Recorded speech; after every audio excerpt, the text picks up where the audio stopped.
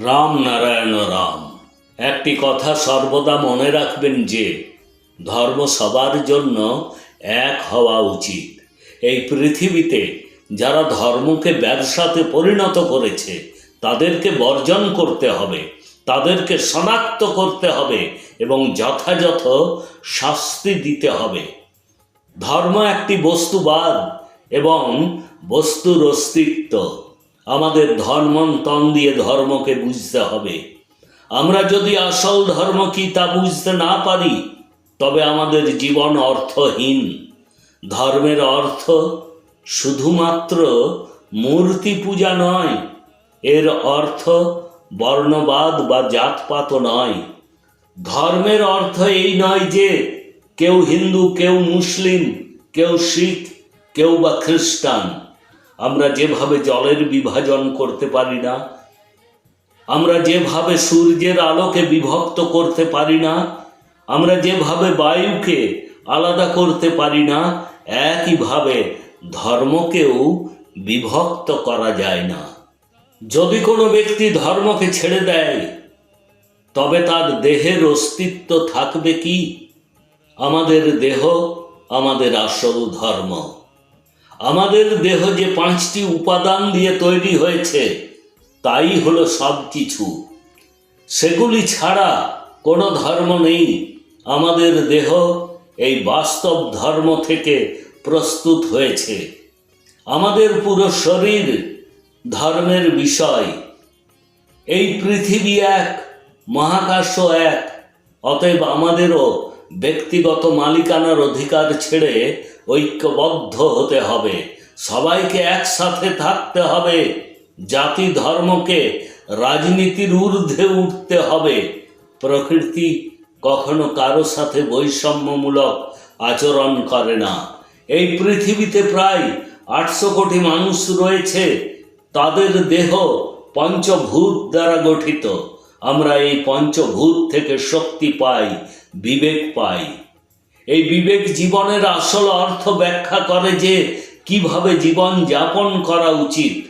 যখন পৃথিবীর উদ্ভব হয়েছিল তখন মানুষ এই দেহ পেয়েছে। চেতনা, চিন্তা ভাবনা, বুদ্ধি, বিবেক এবং প্রজ্ঞা পেয়েছে, জ্ঞান পেয়েছে। ধর্ম কারো ব্যক্তিগত অধিকার বা সম্পত্তি নয়। ধর্ম সবার জন্য সমান। ধর্ম এবং রাজনীতি একই মুদ্রার দুটি পিঠ।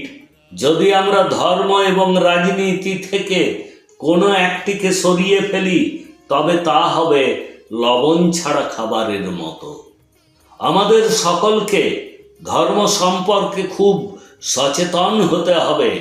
ধর্মের মূল মন্ত্রটি হলো আমাদেরকে বিবেকের অধীন হতে হবে। নিজেকে খুব সহজ সরল রাখতে হবে। জল এবং বায়ু যেমন খুব সহজ সরল, তেমনি আমাদেরকেও একই আচরণ করতে হবে। আমরা আমাদের প্রয়োজন অনুযায়ী জল এবং বায়ু গ্রহণ করতে পারি এবং ত্যাগও করতে পারি। ভারতে বর্ণ ও ধর্মের বিষয়টি শতাব্দী প্রাচীন, যা সমাজকে বিভক্ত করতে এবং বিভিন্ন দলে বিভক্ত করার ক্ষেত্রে গুরুত্বপূর্ণ ভূমিকা পালন করে। বর্ণভেদ ব্যবস্থা এবং ধর্মের নামে বৈষম্য কেবল মানবতার বিরুদ্ধে নয়, সামাজিক অগ্রগতিকেও বাধা দেয়। জাতি ও ধর্ম কখনো সামাজিক এবং আধ্যাত্মিক অগ্রগতির মাধ্যম হতে পারে না। এগুলি কেবল হৃদয়ে ঘৃণার সৃষ্টি করে। জাতি এবং ধর্ম আজ সামাজিক বৈষম্য এবং সংঘর্ষের কারণ হয়ে দাঁড়িয়েছে। এখন সময় এসেছে এই সমস্ত বৈষম্য দূরীকরণের এবং এমন একটি সমাজ গড়ে তোলা যা হবে সাম্যবাদী, ধর্মনিরপেক্ষ এবং প্রগতিশীল।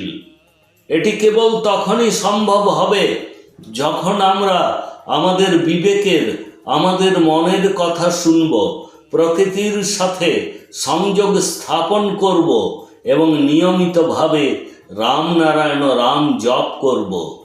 প্রকৃতিই হল সর্বশ্রেষ্ঠ ধর্ম এবং প্রতিটি ব্যক্তির এটা বোঝা প্রয়োজন।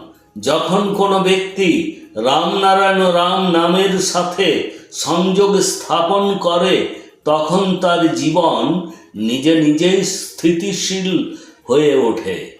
রামনারায়ণ রাম দ্বারা মানুষকে সর্বদা ইতিবাচক থাকার শিক্ষা দেওয়া হয়।